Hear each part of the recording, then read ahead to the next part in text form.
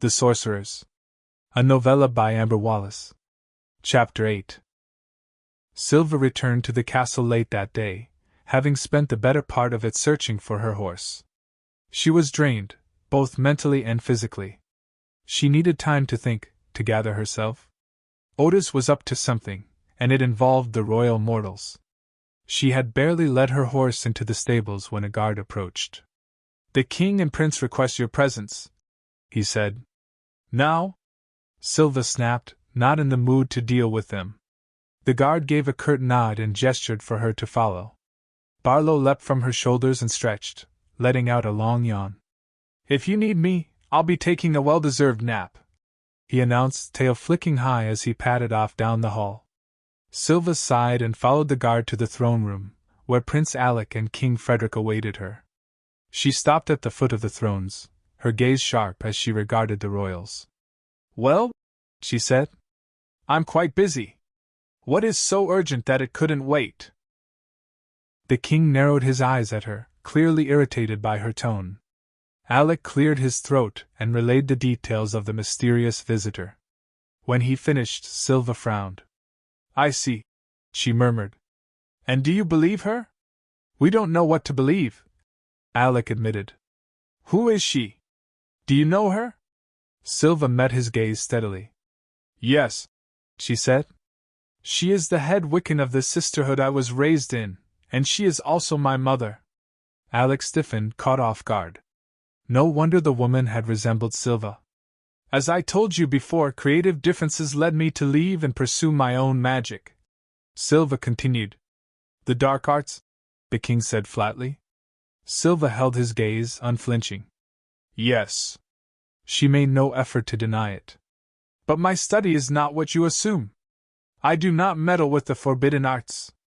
My mother thinks otherwise, but that is family rivalry for you." The king and prince exchanged glances but said nothing. Silva exhaled. "If you mean to banish me, do so now. If not, I will return to my work." Without waiting for a response, she turned on her heel and strode out of the throne room. But the unease in her stomach remained. They never did tell Silva to leave, but their wariness lingered. A blood-curdling scream tore through the castle, echoing from Silva's room. Barlo bolted out, his ears flattened against his head. He had endured it long enough. The sound was unbearable. He sprinted down the hall until the screams faded to echoes. Finally, he sighed. Peace at last. The source of the noise? A stable boy had taken a nasty fall from the hayloft. His pitchfork had landed alongside him, embedding itself deep into his leg. Silva had deemed the wound too severe to remove the fork without further injury. The boy had howled the entire time, like a chorus of wailing dogs.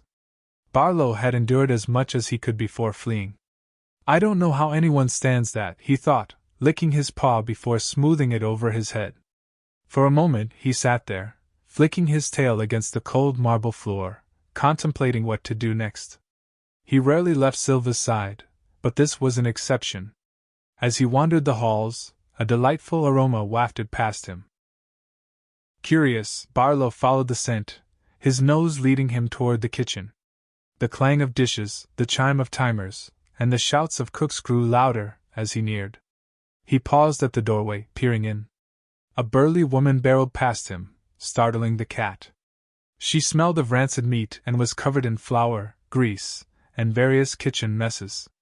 Her booming voice commanded the workers as they bustled about, preparing a feast: roasted turkey, salmon, fresh vegetables, pies, cakes, and bread.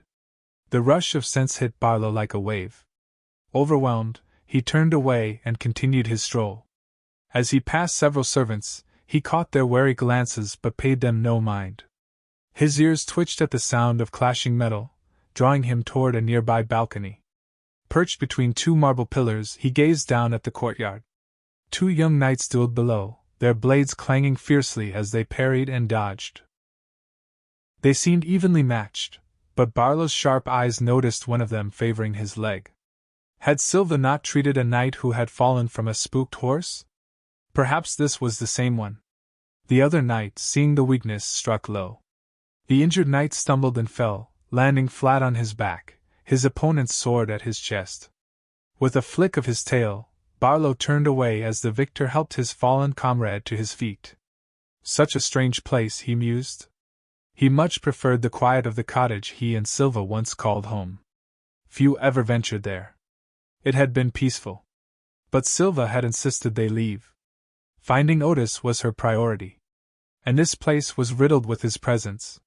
His magical fingerprints were everywhere. Why? They still didn't know. Barlo knew only one thing: Otis despised mankind.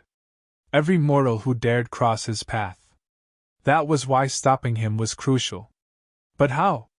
Silva had yet to share that part of the plan. That secrecy made Barlo uneasy. Wandering further, his sharp eyes caught something unusual, a crack in the castle wall. His ears perked, pupils dilating with interest. A secret passage? Purring to himself, Barlo squeezed through the gap, his sleek body slipping between the stones with ease. He climbed up jagged rocks, following the narrow, hidden path until he reached a flat landing. Beams of light filtered through cracks, illuminating the dark passage. Curious, Barlo peered through one of the slivers of light, only to be met with a wave of steam. He recoiled, shaking his head before daring another glance. Below, servants bustled through a large washroom, laundering clothes and linens. Barlo licked his paw, swiping it over his face where the steam had clung. Then he pressed on. He crept past more beams of light, stealing glimpses of the castle's inner workings, a library, where he witnessed a librarian topple from a ladder, books cascading in his wake, a few sitting rooms, the servants' quarters. Then, a voice caught his ear. A familiar one. Barlo crouched low, retracing his steps until he found a crack above the royal study. Carefully, he poked his head through. Below, King Frederick sat tall and rigid in his grand oak chair, his gaze fixed on someone Barlo couldn't yet see. "She needs to go," the king said firmly. "Father, listen to me." Barlo recognized Alec's voice, though he remained out of sight. Slinking through the opening, Barlo settled onto a rafter above. From there, he could see the prince sitting on a plush couch, arms braced on his knees. "No, you listen to me," the king snapped. "I don't care how many people she has helped. She will become a curse to this kingdom, and I will not allow it." "Why are you letting her mother's words get to you?" Alec challenged. Barlo's ears twitched. The king bristled.